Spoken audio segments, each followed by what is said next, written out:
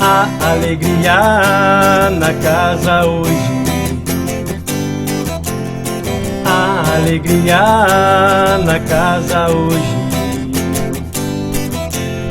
Pois Cristo levou os nossos pecados. A alegria na casa hoje.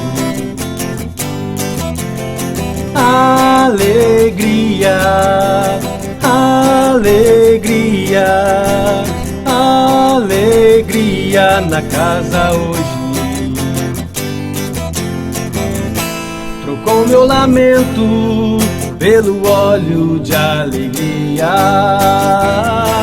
Levou a tristeza, deu-me vestes de louvor. A alegria na casa hoje. A alegria na casa hoje. Pois Cristo levou os nossos pecados.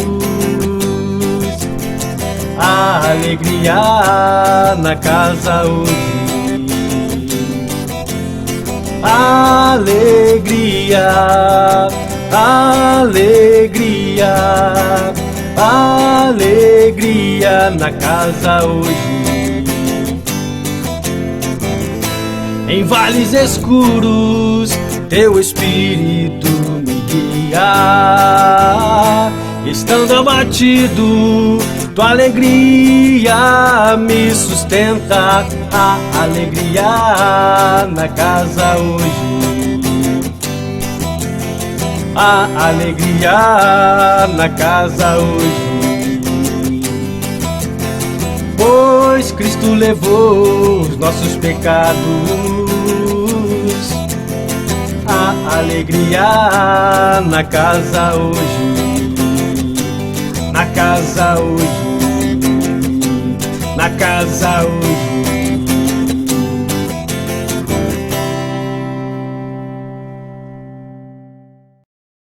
A paz do Senhor, irmãos. Que nesse momento possamos exaltar o nome do nosso Deus. Um Deus que cumpre aquilo que diz, um Deus de alianças.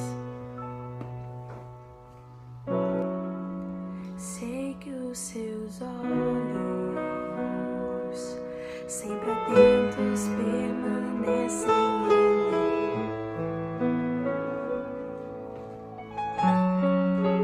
E os seus ouvidos estão sensíveis para ouvir meu clamor.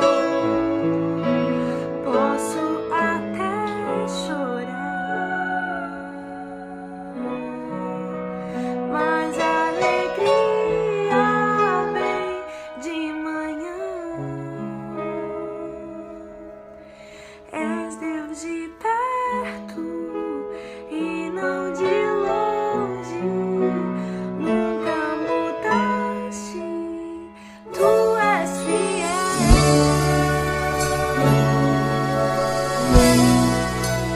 Deus de aliança, Deus de promessas, Deus que não é homem pra mentir. Tudo pode passar, tudo pode mudar, mas tua palavra vai se cumprir. Sei que os seus olhos, sempre atentos, permanecem em mim.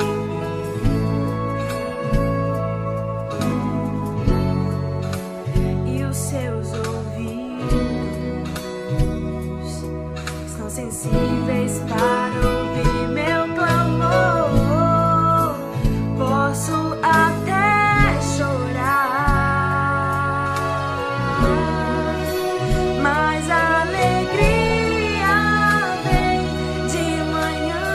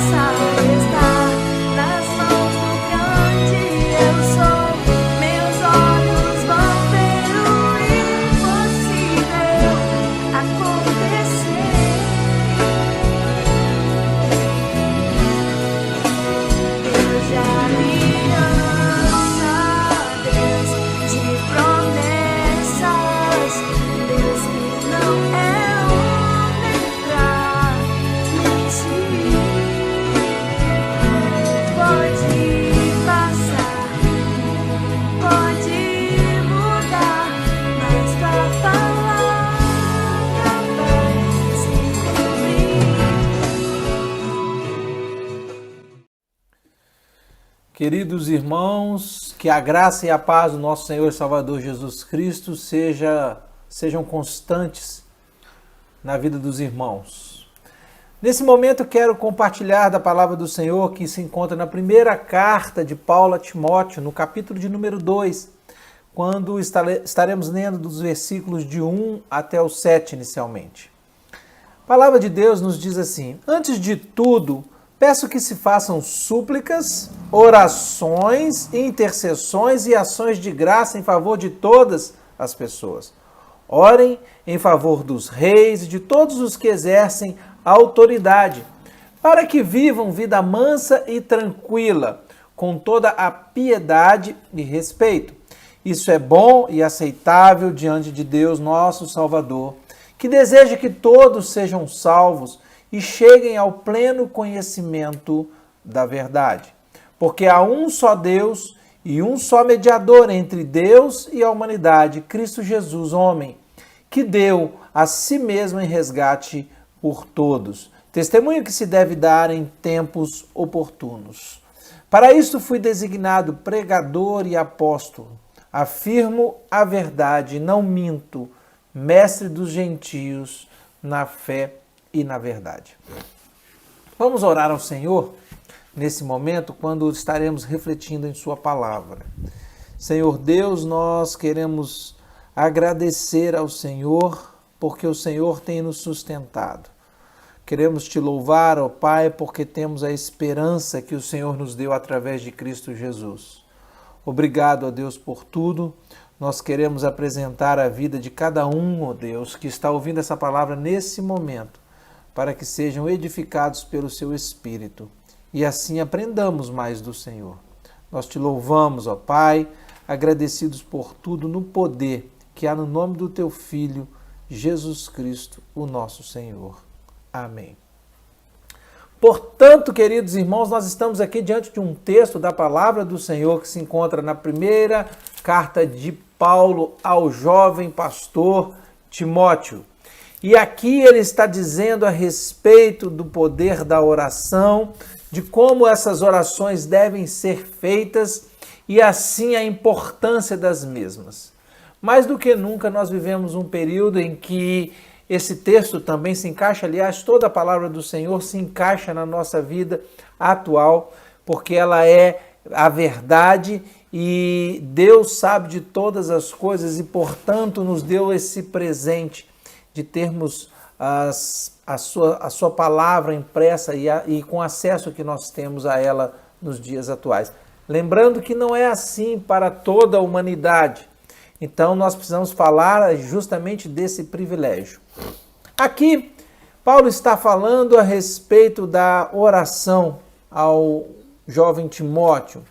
E ele diz assim, antes de tudo, ou seja, inicialmente, peço para que façam súplicas, orações, intercessões e ações de graças.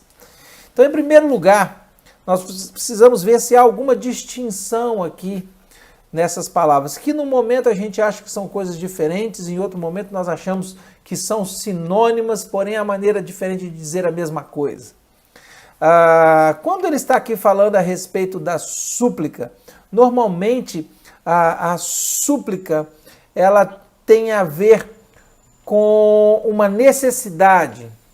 Mas essa palavra, quando usada no original, no grego, ela traduz uma ideia de que pode a súplica ser direcionada a uma outra pessoa, assim como também ser direcionada a Deus. O fato é que, independente de qualquer coisa, nós pensamos aqui na súplica como alguns estudiosos pensam no que diz respeito a essa necessidade, mas, em primeiro lugar, da insuficiência que o homem tem diante de Deus, da nossa insuficiência. Pensamos a respeito da fraqueza que nós temos. Então, uma oração, queridos irmãos, ela só se inicia no fundo, no seu verdadeiro sentido, quando nós reconhecemos a nossa dependência do Criador. Quando nós reconhecemos a nossa fraqueza diante de um Deus todo-poderoso, de um Deus que é capaz de suprir todas as nossas necessidades, anseios e acalmar o nosso coração. Portanto, ele diz a respeito de súplicas, de orações, e a diferença aqui é que orações propriamente só podem ser destinadas ou endereçadas ao próprio Senhor. As nossas orações, então, devem ser feitas, e aqui também ao Senhor. E agora ele diz intercessões e ações de graça. As intercessões não necessariamente, no texto original, dizem respeito tão somente a orar por alguém. Mas aqui Paulo está incentivando a essa prática. Portanto, queridos irmãos, nós precisamos pensar na intercessão também como uma petição, algo que nós temos necessidade e então levamos a Deus. E também ele diz a respeito de ações de graças. Nós adquirimos o hábito de orar via de regra quando nós temos a necessidade e as apresentamos ao Senhor. E aí então nós oramos pedindo a Deus. Mas aqui Timóteo está sendo instruído por Paulo para que ore agradecendo por tudo que Deus faz e já fez. Então, vejam bem que com pequenas diferenças, mas significando quase a mesma coisa, nós estamos aqui nos dirigindo a Deus para apresentar as nossas necessidades, para agradecer ao Senhor, para reconhecer diante de Deus a nossa insuficiência, a nossa fraqueza como homens, e ao mesmo tempo, quando fazemos isso, reconhecemos o poder e a autoridade que somente o Senhor tem. E ele diz para fazer essas coisas em favor de todas as pessoas. Então ele aqui não está fazendo distinção. Orem pelos salvos, orem pelos não salvos. Ele diz, façam isso a favor de todas as pessoas. Então, o dever da igreja e dos cristãos, de um modo em geral, obviamente, é orar por todos. Não só para um grupo específico, mas para todas as pessoas. Então a oração é abrangente e não restrita a um grupo de pessoas, de raça ou de nacionalidade, qualquer coisa do tipo. Ela não está aqui restringindo para que seja feita somente para aqueles irmãos da fé ou para os salvos. Não, muito pelo contrário. Jesus veio trazer essa amplitude do evangelho na salvação universal. O que eu quero dizer com isso? Me entendam bem. Que a graça de Deus se apresenta para todos. Jesus, quando veio, ele veio para salvar os homens, porque essa era a vontade de Deus. Tá certo? Em segundo lugar, ele diz assim, orem em favor dos reis e de todos que exercem autoridade. Até aqui por enquanto. Percebam aqui o dever da igreja de orar por todas as autoridades. Quero lembrar aqui o contexto que isso foi escrito. Lembre-se que a igreja estava num momento de perseguição. Então, mesmo sendo perseguida, a igreja foi desafiada e instruída pelos seus precursores para que orassem pelas autoridades. Imaginem orando por Nero, que estava perseguindo a igreja. E essa oração, então, deveria ser feita para todos aqueles, independente de sofrerem ou não perseguição, para as autoridades, para o imperador, para os governadores, para os reis, para quem fosse. A gente não, eles estavam sendo desafiados a orar. E da mesma forma a gente também está sendo desafiado a orar.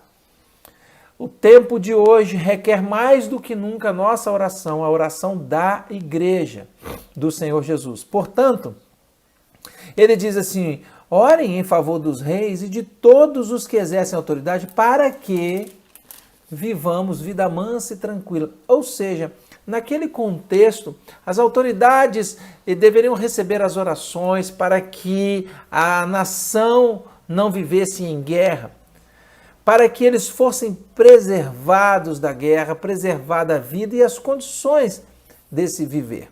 Uma vida mansa e tranquila no que diz respeito a ter paz. Perceba o poder da oração que Deus está conferindo àqueles que creem para que haja paz.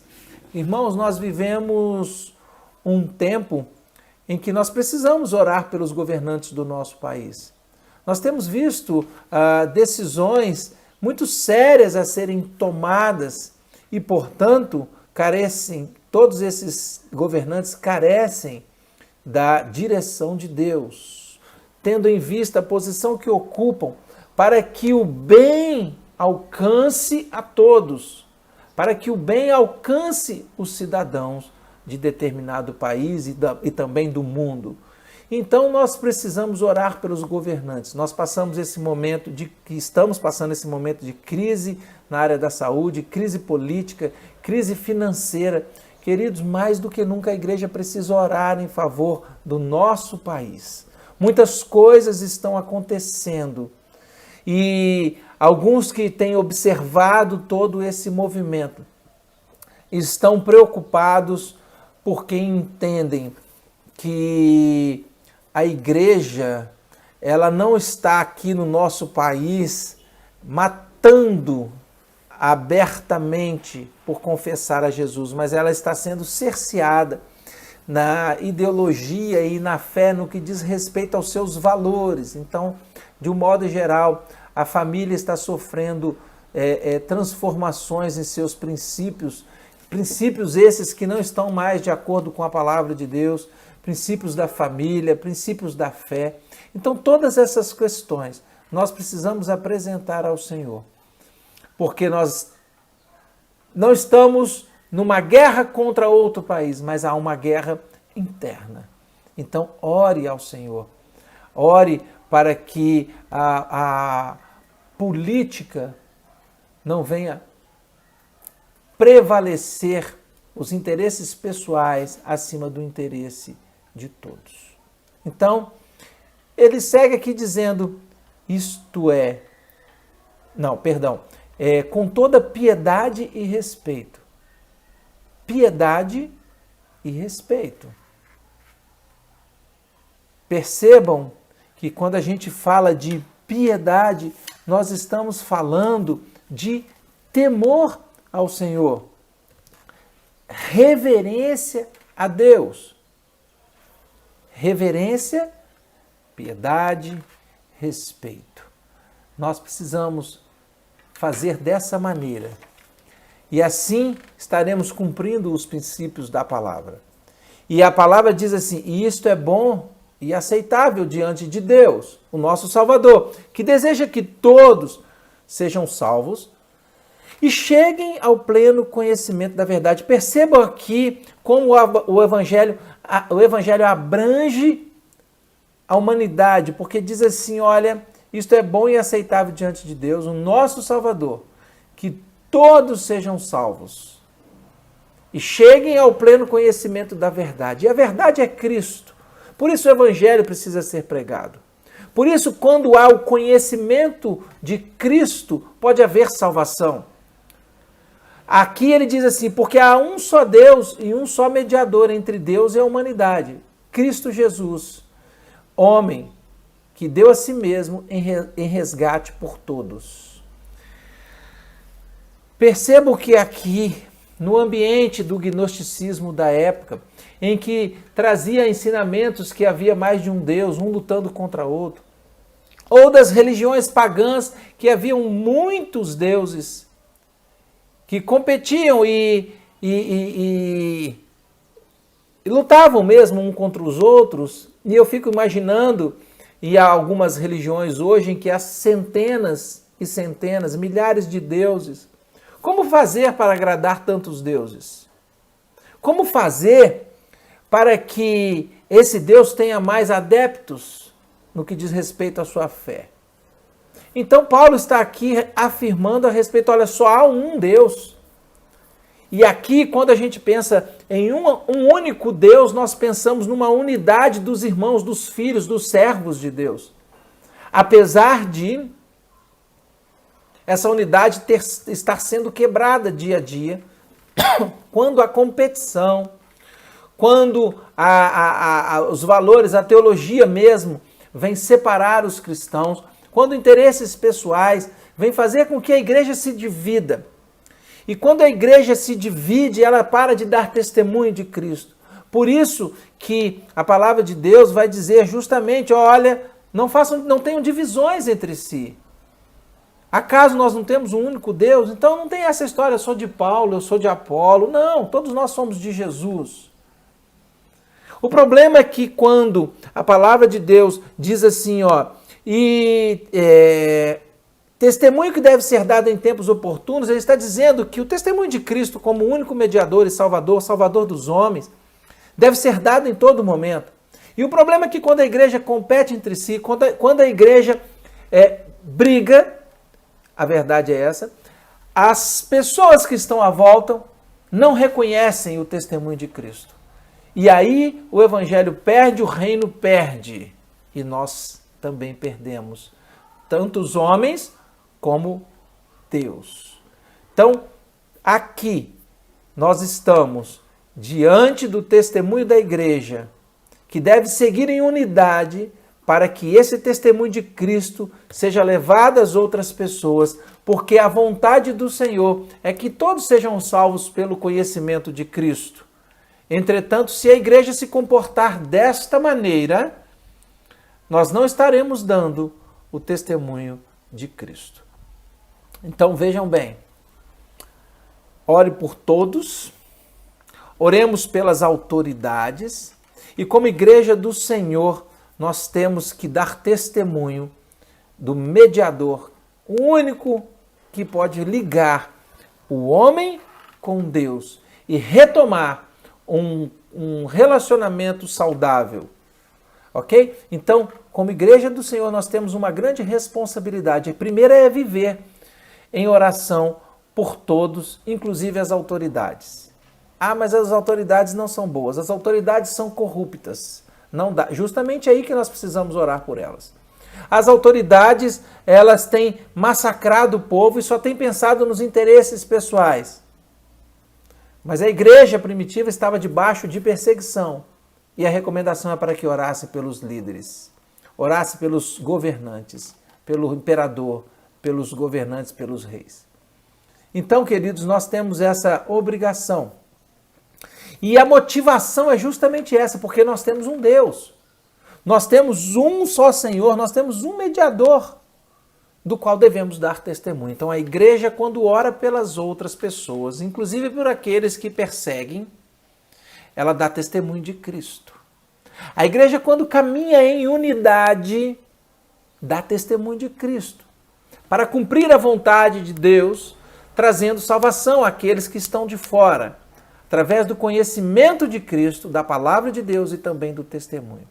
Portanto, queridos irmãos, nós temos o dever de viver em harmonia, sem brigas. Se nós estamos praticando o que é contra a palavra, nós estamos trabalhando contra o reino de Deus. E isso é um problema sério para a igreja, porque a igreja fica aniquilada, a igreja fica aleijada, a igreja não cresce como um organismo saudável e descumpre a vontade do Pai. E nós estamos aqui, como igreja do Senhor, para cumprir a vontade do nosso Pai, do nosso Deus, do nosso Senhor. E ele diz aqui ainda, para isto fui designado pregador e apóstolo, afirmo a verdade, não minto, mestre dos gentios na fé e na verdade. Olha aqui Paulo dizendo a respeito daquilo que ele estava fazendo. Ele era um pregador, aquele que uma hora na história de sua vida perseguiu a igreja contra os valores de Cristo.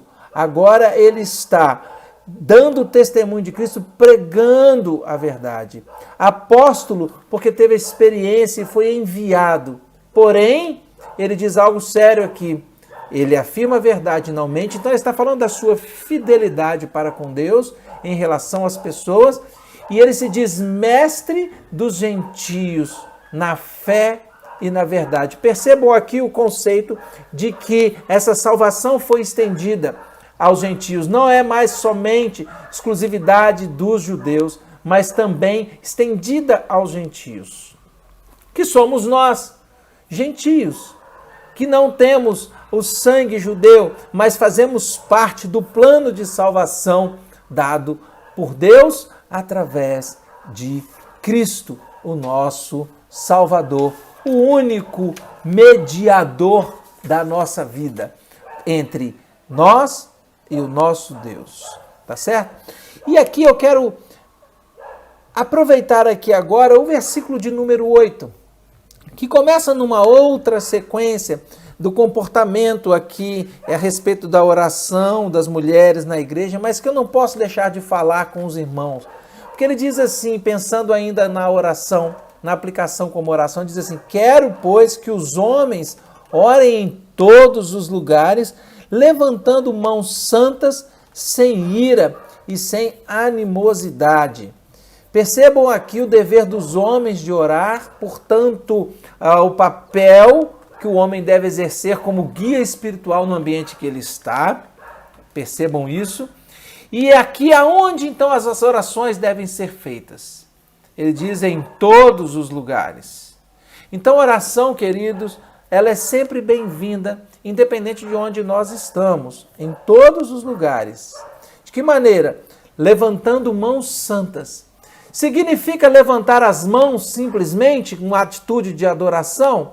Não. Mãos santas significa em pessoas que temem a Deus, em pessoas que se santificam diante do Senhor e que o temor prevalece. Mãos santas, mãos daqueles que temem ao nosso Senhor.